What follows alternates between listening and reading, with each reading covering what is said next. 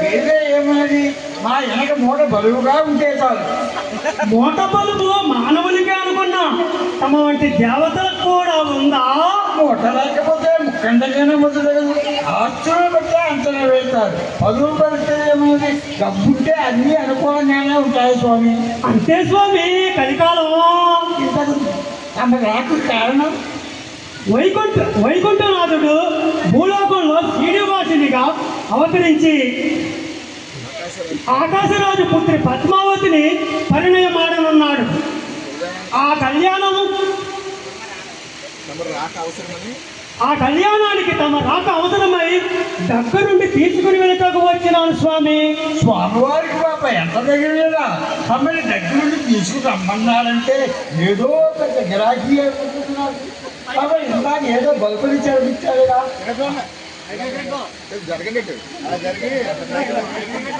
ఆ మూట ఉండబట్టే ఈ మర్యాదలు.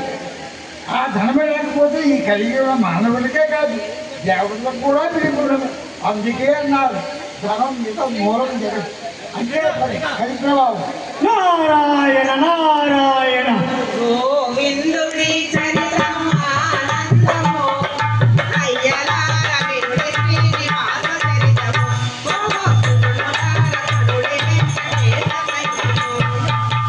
బంగారు కాసులను మూటలలో నింపుకొని వశవైడూర్యాలను భద్రంగా పట్టుకొని పుష్పరుని పిలిపించి నారదుని తీసుకొని శ్రీనివాసుని పెంచి కుబేరుడు బయలుదేరే.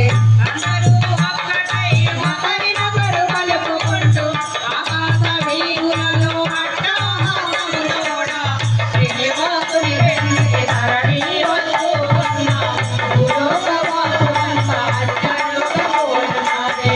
శ్రీనివాసుని పెంచికి సకల పరివారములు దేవి దేవతలంతా ధరణి వస్తున్న చూసి భూలోకవాసులైన ఋషులు సత్పురుషులు తమ కూడా బయలుదేరి వెంకటాచలమునందు గోవిందుని చరితము ఆనందము అయ్యలార వినుడి శ్రీనివాస చరితము మహోత్సవలార కనుడి వెంకటేశ మహిమను. నారాయణ వనారణలందరినీ పెరగి తనవెంట కళ్యాణము ఘనముగా చేయాలని పురప్రజలను పిలిచి అది వినయము గలవాడై ఊరంతా ఒక్కటై ఎంతో ఉత్సాహముతో రత్నగిరి విరగడముగా దండల కూడా రంగవల్లులు వేసి తోరణాలు కట్టి శేషాగిరి పెంచి కనులు అతివేగముగా ఆకాశరాజును కొండమన్న మాటల తమకి అచ్చట ముచ్చట లేక ప్రశాంతముగా ఉన్నారు. స్వామివారికి ప్రణామములు. కుబేర స్వామికి ప్రణామం. తమ రాక కొరకు ఎదురు చూస్తున్నాను. జగన్నాథి మా అవసరం ఏమిటో? ఏమున్నది, కళ్యాణమన్న కాసులతో పని కదా. కాసులు లేని వారిని కాంతలు కూడా చేరనివ్వరు. తమరు దయ తలిస్తే పెండ్లి పనులు ప్రారంభించవచ్చని జగన్నాథ రాదు తమ నాటకములో నన్ను సమకూర్చినందుకు తగిన తమని కోరినట్లయితే సమకూర్చగలను. కానీ అసలకన్నా వడ్డీ ముద్దు కదా స్వామి. మరి దాని మాట ఏమిటి?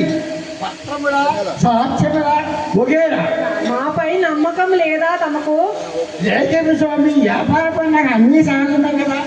నారదుడు ఇక్కడే ఉన్నాడుగా. నారాయణ, నన్ను ఇరికించకు స్వామి. కథపోతుడు వాడుతో నాకెందుకు స్వామి? మరపుత్రుడు పరమ పూజ్యుడు శంకరుడు తమ పుత్రుడు బ్రహ్మదేవుడు ఉండగా ఏరేవారు ఎందుకు స్వామి? పరమేశ్వరుడు చతుర్ముఖుడు ఇంద్రాది దేవతల సాక్షిగా చెప్పుచున్నాను. కలియుగమున నా భక్తులు అనేక సమస్యలతో నన్ను కొలుచుటకు నా దర్శనార్థమై ముడుపులు కట్టుకొని మొక్కులు తీర్చడానికి కలియుగ వైకుంఠమైన ఈ తిరుమలకు వత్తురు. వారిచే సమర్పించబడిన ముడుపులన్నీ తమకు వడ్డీ రూపంలో కలియుగాంతము